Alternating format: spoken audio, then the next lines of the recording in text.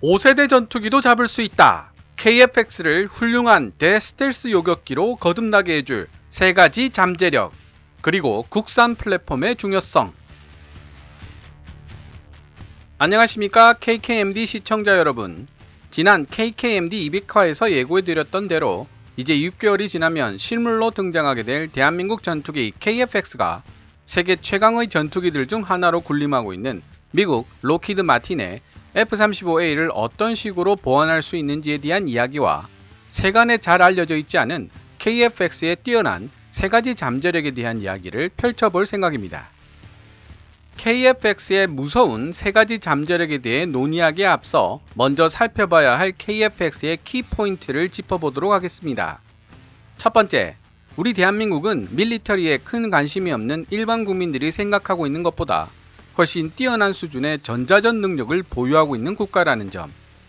두 번째, 미국의 암남 KF-X 장착 승인 지연으로 본의 아니게 KF-X에 장착된 미티어 공대공 미사일의 뛰어난 성능과 스텔스기로 설계된 기체들 중에서 독보적인 추력대 중량비와 ing면 하중을 가진 덕분에 KF-X가 훨씬 더 강력한 대스텔스 요격기로 탄생할 수 있게 되었다는 점.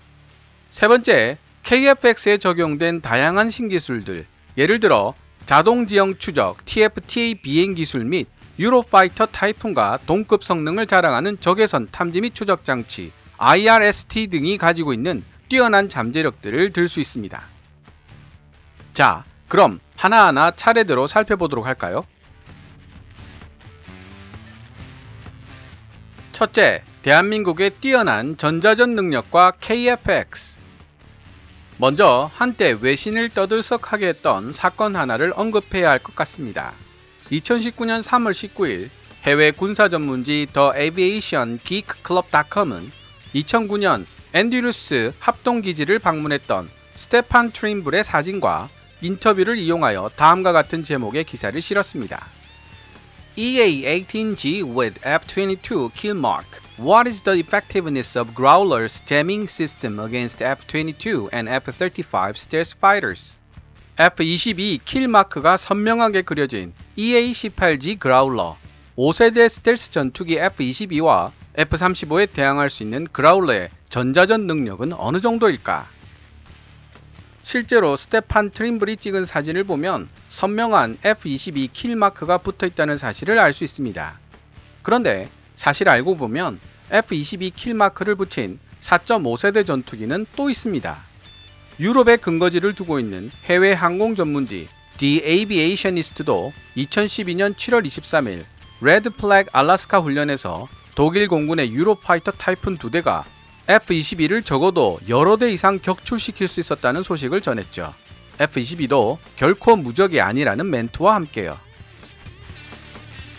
물론 전자전기인 EA-18G 그라울러가 F-22를 격추할 수 있었던 방법과 유로파이터 타이푼이 비록 모의전이기는 하지만 F-22를 격추할 수 있었던 방법에는 현저한 차이가 있습니다.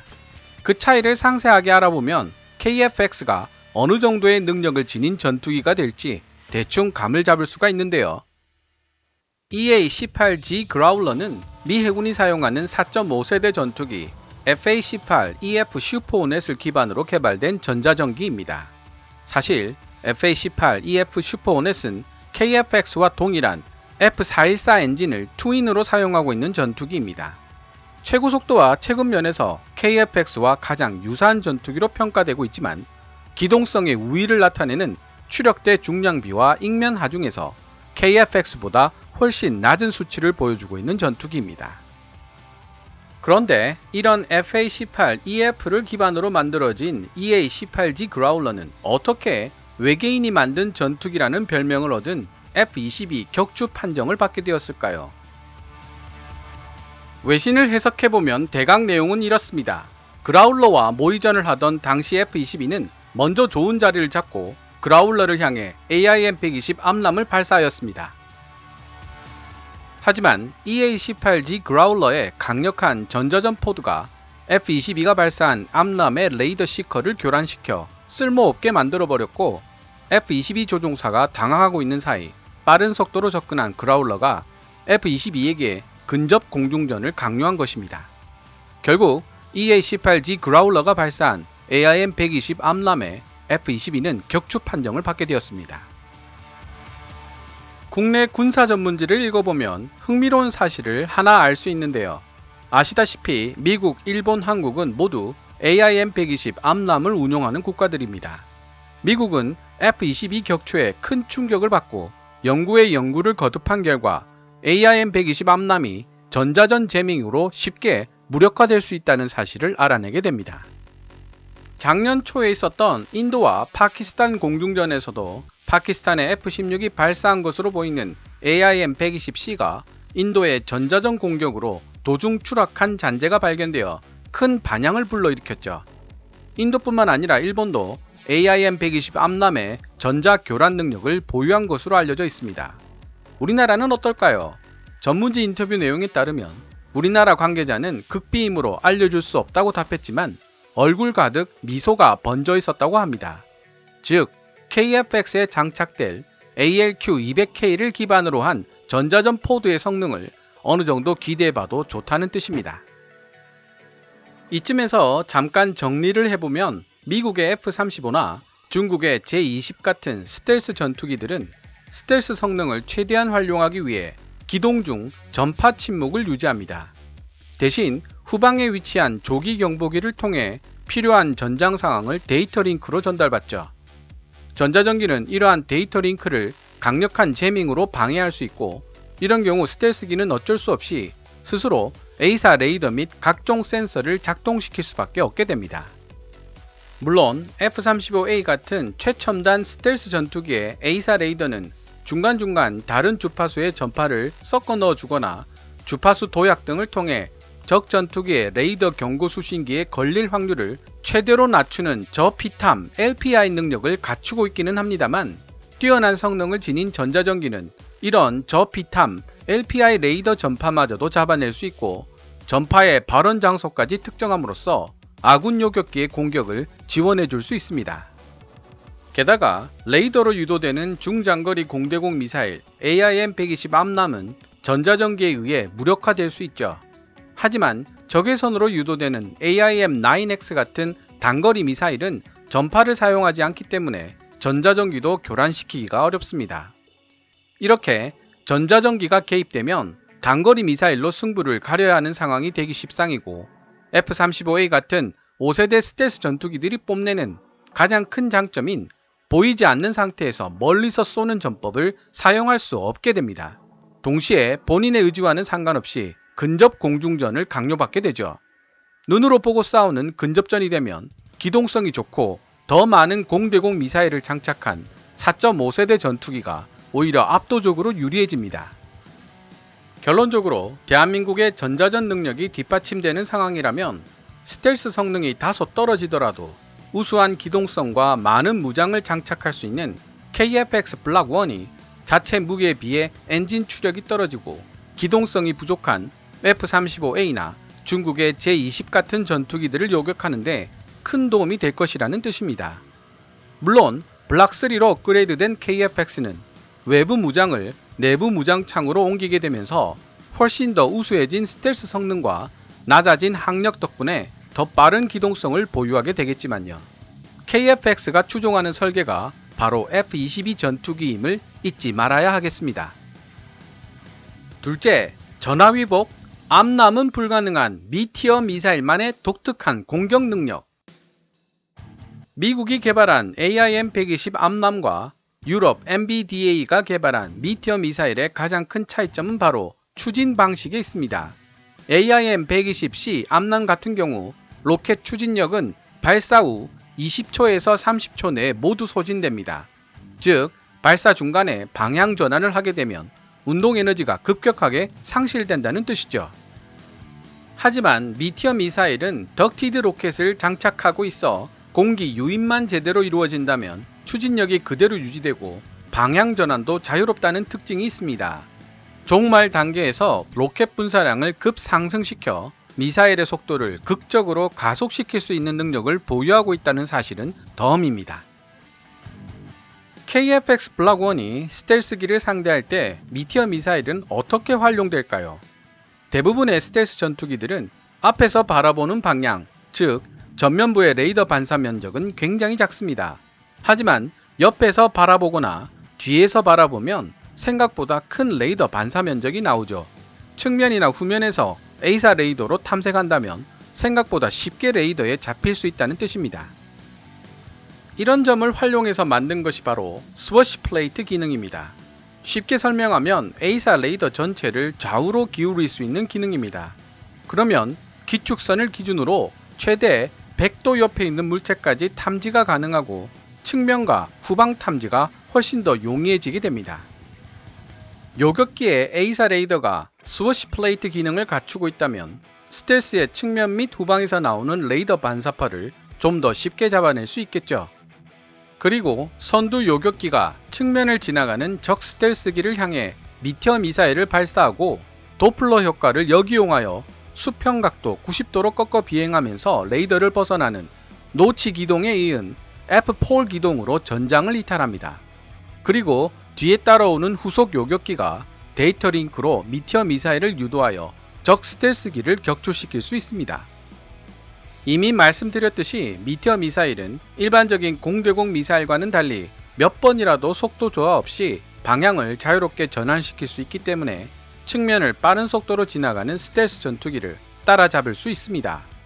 이것이 바로 유로파이터 타이푼과 스웨덴의 그리펜 E가 추종하고 있는 대스텔스 요격 전술입니다. KF-X가 이런 식으로 미티어 미사일을 100% 활용하기 위해서는 A사 레이더를 좌우로 움직일 수 있는 스워시 플레이트 기능을 개발해야 한다는 전제 조건이 있습니다만 복잡한 구조를 지닌 A사 레이더를 좌우로 움직이게 만든다는 것이 생각보다 쉬운 기술은 아니라고 합니다. 그래도 우리나라 기술진들이라면 반드시 해낼 것이라는 믿음을 가져봅니다. 불가능할지도 모른다던 A사 레이더를 우리 손으로 만들어냈고 오히려 하드웨어적으로 우수하다는 평가까지 받게 만든 사람들이니까요. 셋째, 자동지형 추적장치 TFTA, 강력하지만 소프트 파워가 부족한 IRST. 스텔스 능력이 상대적으로 떨어지는 KF-X 블락 1이 엄청난 시간과 금액을 들여 낮은 고도로 지형을 따라 비행하는 자동지형 추적 비행 시스템 TFTA를 개발하는 이유를 아십니까? 한때 이 TFTA를 방산비리라고 지적하던 한 SBS 기자가 있었습니다. KKMD 164화를 다시 보시면 이 기자의 주장을 확인하실 수 있습니다. 하지만 제가 자료들을 모아서 읽어보니 TFTA는 매우 중요한 기술임을 알 수 있었습니다. 모든 레이더들은 일정 높이 이상에서만 항공기들을 제대로 탐지해낼 수가 있습니다. 바다처럼 모두가 평평한 표면이면 또 다른 이야기이지만 우리나라처럼 산이 많고 지형이 다채로운 곳에서는 레이더 전파에 심한 간섭이 발생하기 때문입니다. 쉽게 말하면 지상의 여러 방해물 때문에 노이즈가 발생한다는 뜻입니다. 그래서 스텔스 성능이 떨어지는 전투기라도 지상에 가까운 저고도 침투를 하게 되면 레이더에 탐지될 확률이 극도로 낮아지게 됩니다. F-35A도 우수한 저고도 침투 능력을 보유하고 있다고 하죠. 그렇다면 F-35A가 북한 종심 타격을 해야만 하는 경우가 생겼을 때 큰 어드밴티지가 생기게 됩니다. F-35A 내부 무장창에 들어갈 수 있는 폭탄의 양은 한정되어 있는데 60대 정도 도입하게 될 F-35A를 폭격조와 선두, 후위 호위조로 3분하게 된다면 3분의 1 정도인 20대만을 폭격 임무에 활용할 수 있게 됩니다. 만약 북한과 교전이 일어난다면 개전 초기에 어느 정도로 북한의 중요 시설을 타격할 수 있는가에 따라 전쟁이 지속되는 시간과 강도가 정해진다는 점을 생각해보면 이는 매우 뼈아픈 전략적 손실일 수밖에 없습니다. 하지만 120대의 KF-X 블락 1으로 선두 후위 호위조를 만들어 F-35A와 함께 저공 침투를 시킨다면 60대의 F-35A를 오롯이 타격 임무에만 전념시킬 수 있게 됩니다. 게다가 운용 비용에서 2배 가까이 차이가 나는 F-35A와 KF-X라는 점을 생각해보면 KF-X와 F-35A의 조합은 비용 절약 측면에서도 매우 효과적이라고 볼 수 있습니다. 나중에 KF-X가 블락 3로 업그레이드되는 시점이 온다면 F-22가 제공권을 장악하고 F-35A를 통해 종심 타격을 하는 미 공군처럼 대한민국 공군도 KF-X 블락 3로 제공권을 장악하고 F-35A를 출격시키는 방법을 생각할 수 있겠습니다. 물론 미국의 F-22 정도에는 당연히 미치지 못하겠지만 적어도 북한의 노후화된 전투기들을 상대로 KF-X 블락 3가 고생할 일은 생각하기 힘드니까요. 현재 KF-X에 장착될 적외선 탐지 및 추적 장치 IRST는 유로파이터 타이푼에 장착된 파이럿 IRST와 동급 성능으로 인정받고 있는 스카이워드 G 모델이며 그리펜 E에 탑재될 예정입니다. IRST의 가장 큰 장점은 바로 전자전의 영향을 거의 받지 않는다는 점입니다. 하지만 날씨 등의 변수에 크게 영향을 받는다는 단점과 레이더와는 달리 표적과의 거리를 정확하게 파악하기 어렵다는 단점도 있죠. 최근 IRST의 성능이 비약적으로 향상되었을 뿐만 아니라 2대 이상의 전투기에 장착된 IRST를 연동시켜 삼각 함수를 응용한 기법으로 목표물과의 정확한 거리를 측정하는 기술이 스웨덴에서 개발되고 있습니다. 미국도 스웨덴처럼 2대 이상의 IRST로 얻은 데이터를 컴퓨터로 처리해 표적과의 정확한 거리를 측정하는 소프트웨어도 개발 중이며 동시에 록히드 마틴의 리전 IRST 포드와 최신형 A사 레이더를 활용해 4.5세대 전투기 F-15C로 F-22를 가상 격추시키는 데도 성공했다고 합니다. 심지어 미국은 최근 IRST만을 사용하여 목표물을 포착하고 AIM-9X를 발사하는 데 성공했다고 하죠. 이는 놀라운 기술 발전으로 곧 미국은 IRST만으로도 AIM-120과 AIM-9X를 발사할 수 있게 될 것임을 암시하고 있습니다. 특히 레이더를 사용하지 않고 적외선 시커를 사용하는 AIM-9X 미사일의 경우 레이더 경보기도 작동시키지 않기 때문에 적 스텔스기 입장에서는 그야말로 손 놓고 있다가 당할 수밖에 없게 됩니다. KF-X의 경우 IRST 하드웨어는 매우 우수한 편이지만 문제는 이 하드웨어의 성능을 100% 끄집어내줄 소프트웨어를 어떻게 개발할 것인가에 달려 있습니다. 하지만 이 분야에 있어 우리나라의 소프트웨어 기술 수준은 유럽과 미국의 그것과는 많은 차이가 있습니다. 이 외에도 F-35A의 지향성 고속 암호 통신 MADL에 대응되는 KF-X 탑재용 A사형 위성통신기술 세컴도 국방과학연구소에 의해 개발되고 있습니다. 2020년 7월 21일 우리나라 군 전용 통신위성인 아나시스 2호 발사에 성공하면서 가능해진 기술인데요. 미국이 MADL 데이터 링크를 대한민국 공군이 사용하는 F-35A 및 KF-X에도 사용할 수 있게 허용해주면 좋겠지만 최근에 개발된 MADL 기술을 미국이 수출해 줄 것이라는 기대를 하기는 어렵습니다. 심지어 이스라엘에게도 장착해주지 않고 있죠. 국방과학연구소에 의해 개발 중인 KF-X 탑재용 A사형 위성통신기술 세컴이 완성되면 KF-X는 전파 침묵 상태에서도 통신 누수에 염려 없이 자유롭게 전장 상황 데이터를 주고받을 수 있어 KF-X의 스텔스 성능 향상에도 큰 도움이 될 것으로 기대되고 있으며 적국의 전자전 공격에서도 안전하게 보호받을 수 있게 됩니다. 따라서 앞으로 KF-X의 진화적 업그레이드를 통해 내부 무장창이 장착된 스텔스 전투기 KF-X 블락 3를 완성시키고 자유롭게 방향을 움직일 수 있는 스워시 플레이트 A사 레이더와 데이터 퓨전 처리 능력을 갖춘 IRST 그리고 군 전용 통신위성을 사용한 위성통신 데이터 링크까지 개발하여 KF-X에 통합시킬 수 있다면 5세대 스텔스 전투기를 보유하고 있는 주변국인 중국과 일본도 결코 얕볼 수 없는 무서운 잠재력의 한국형 대스텔스 요격기가 탄생하게 되는 것입니다. 물론 거기까지 가는 과정에는 많은 어려움과 험난한 과정이 도사리고 있을 것입니다. 이제 우리에게 가장 큰 문제는 하드웨어가 아니라 하드웨어를 제대로 사용할 수 있게 해줄 소프트웨어의 개발과 필요한 데이터의 축적이며 이는 전략적 자산으로서 그 어떤 나라도 전수해주지 않는 분야입니다. 하지만 다행스럽게도 이제 우리에게는 우리가 개발한 기술을 마음대로 적용하고 실험해 볼 수 있는 KFX라는 국산 플랫폼이 생기게 됩니다. 비록 지금은 어설픈 첫걸음에 불과하지만 KFX를 통해 많은 실험과 실패를 경험하며 우리는 필요한 기술과 능력을 얻어낼 수 있게 될 것입니다. 전투기를 수입만 하는 국가에서 이런 기술과 능력을 개발했다는 이야기는 들어본 적이 없으니까요. 이런 기회 자체를 가질 수 있는 것만으로도 KFX는 돈으로 따질 수 없는 가치를 지니고 있습니다. 오늘 KKMD에서 준비한 내용은 여기까지입니다. 좋아요와 구독 그리고 광고 시청은 제작자에게 큰 도움이 됩니다. KKMD 유료 커뮤니티 멤버로 가입하시면 조금 더 빠른 영상 시청과 영상 제작 후원도 가능합니다. 지금까지 시청해 주셔서 감사합니다.